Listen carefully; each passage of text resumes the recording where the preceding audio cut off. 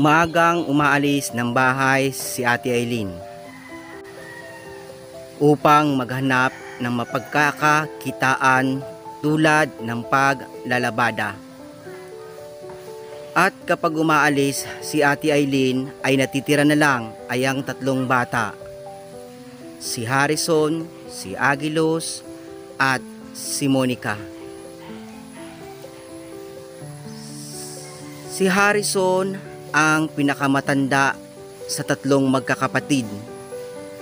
Kaya si Harrison ang inaasahan ni Ate Aileen. Siya ang naiiwan sa mga trabahong iniwanan ni Ate Aileen sa bahay. At si Harrison naman ang magpapatuloy. Tulad ng paghuhugas ng plato, paglilinis ng paligid, pagluluto at pati na rin sa pagpapakain sa kanyang mga kapatid.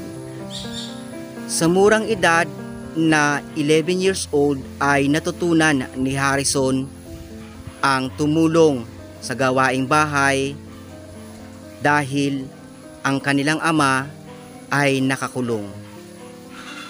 Walang magagawa si Ate Aileen kundi ang kumilos at maghanap ng mapagkakakitaan para sa ikabubuhay ng kanyang mga anak. Harrison, anong ginagawa mo? Hugas po.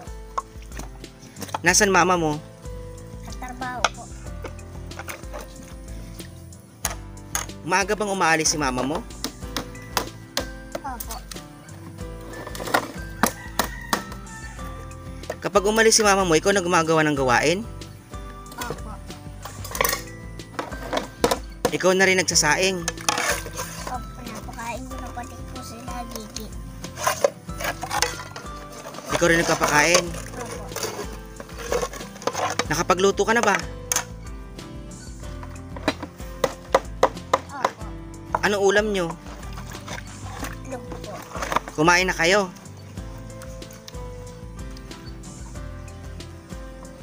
Kumain na kayo? Hindi pa. Alas 12 na ah.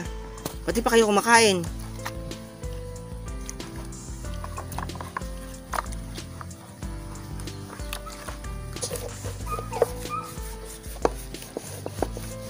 Araw-araw ganito? Harrison, Opo. ikaw ang nag-aasikaso kay Aguilos at kay Monica. Opo. Ikaw na rin ang gumagawa ng lahat ng gawain. Opo. Namulat siya sa ganitong klaseng buhay.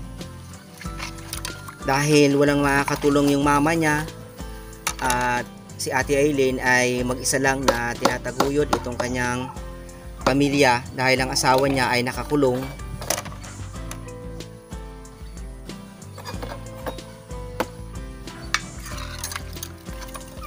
Si Yoyong di na umuwi dito, kapatid mo? Hindi na po. Bakit?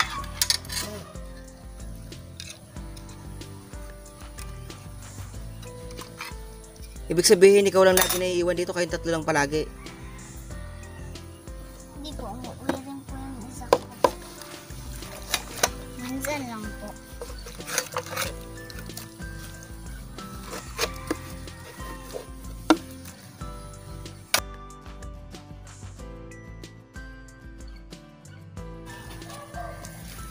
Ano yung niluluto mo? Ano po, laki ni. Lucky May? Yan ang uulamin nyo, Lucky May. Opo. Tapos itong itlog. Opo. O yung kanin nyo, nasaan?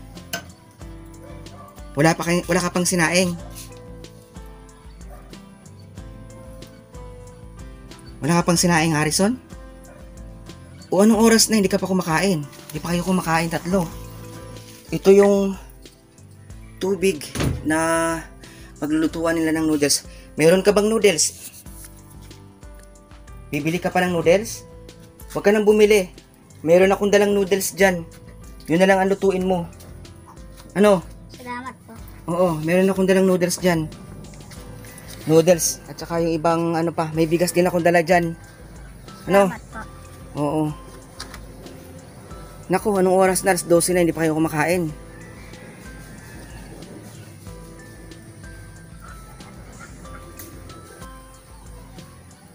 Ikaw ang tumutulong sa mama mo. Opo. Pagdating ni mama mo sa gabi, at saka na lang si mama mo yung kikilos para yung mga hindi na mo natapos, si mama mo na lang gagawa. Opo. Nako. Tatlo lang kayo dito, ano? Harrison, halika. Kunin mo yung noodles dito, halika. Meron ditong noodles, oh. Yan, buksan mo. Sige, buksan mo yan. Ito. Kunin mo yung noodles. Oh, meron dyan tinapay. Meron dyan noodles. Meron bigas. Oh, may mga sardinas. Meron pang iba. Mga marami yan. Oh. Oh, Salamat sige. po. Oo. Kunin mo yung noodles. Para hindi ka na bumili. Bakit nag-init ka na ng tubig? Wala ka palang noodles. Pupunta ka na lang sa tindahan. Malapit lang naman tindahan dito, no? Opo.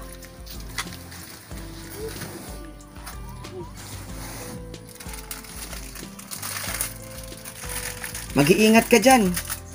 Sa kalan.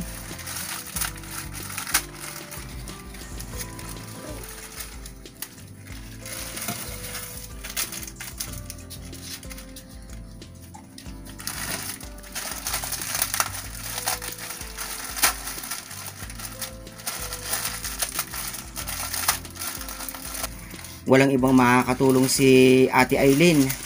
Kailangan gawin din to ni Ate Aileen. Kailangan niya maghanap buhay para mabuhay niya rin yung mga anak niya. Dahil siya lang talaga yung maaasahan.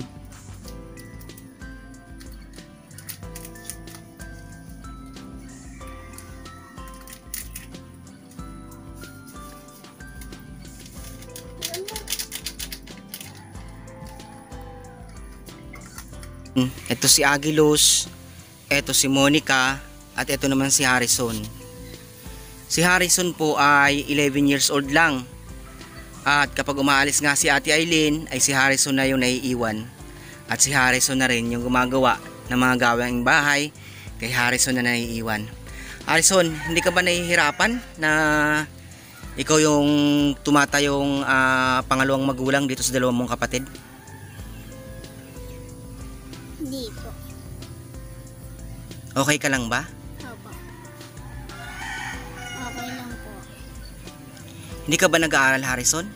Ha? Hindi ka pa nag-aaral? Ha? Nag-aral na po nung nakarang taon. Natigil lang. Natigil lang. Opo. Kamusta si Papa mo? Ano nang balita kay Papa mo? Ewan ko po. Wala po pong balita. Wala pang balita sa Papa mo? Opo. Hello Monica, kamusta Monica? Kamusta, saan Mama? Monica. Saan Mama? Sino nag-aalaga sa'yo? Si Kuya Harrison? Opo. Si Kuya Harrison na nag-aalaga sa'yo? Hindi ka ba nagpapasaway kay Kuya Harrison? Mahal mo ba si Kuya Harrison?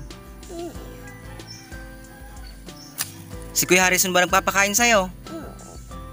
Ang galing naman.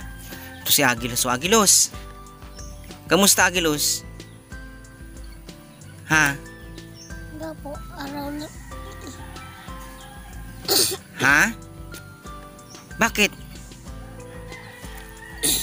Nihalagnat ba to si Harrison? Ay si Aguilos? Nihalagnat ka Aguilos? Ha? Nihalagnat ka ba? Anong naramdaman mo? Sakit po. Masakit ang? Natulog po ako. Biglang sumasakit yung ano ko. Alin? Ang buto ko. Buto? Buto saan? Dito po. Dito? Bakit na ano to? Na ano to Harrison? Wala namang po yan sakit eh.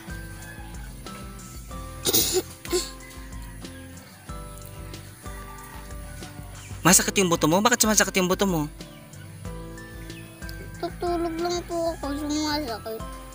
Baka naipit mo siguro. Kamusta ka naman? Ha? Wala po.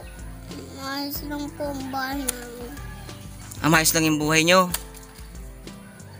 Maayos lang yung bahay nyo? O si mama mo nasaan? Sa Matalbak. Anong ginagawa? Nagtatrabaho. Bakit nagtatrabaho? Wala po kami dito makakain. Bakit wala kayong makain? Kaya nagtatrabaho si mama. Binibilang kami ng mga pagkain dito. Binibilhan kayo? Ano binibili sa yung pagkain ni mama? Tigas. Ano pa?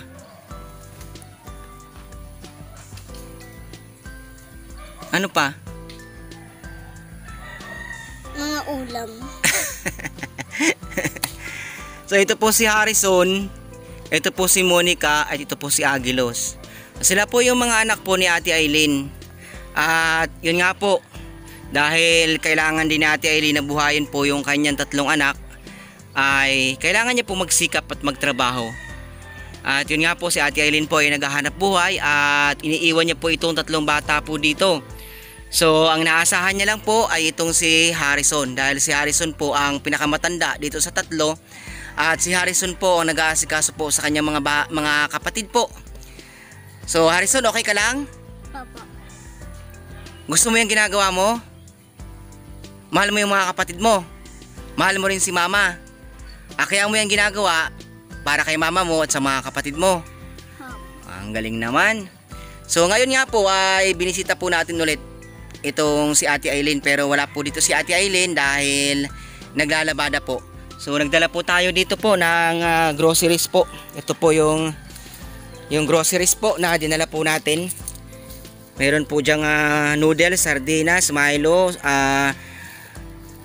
kape, bigas, at saka ano ba yun? Noodles. So yun po, ito po ay galing po ito kay Ma'am, kay Mrs. Jones. Galing po ito kay Mrs. Jones.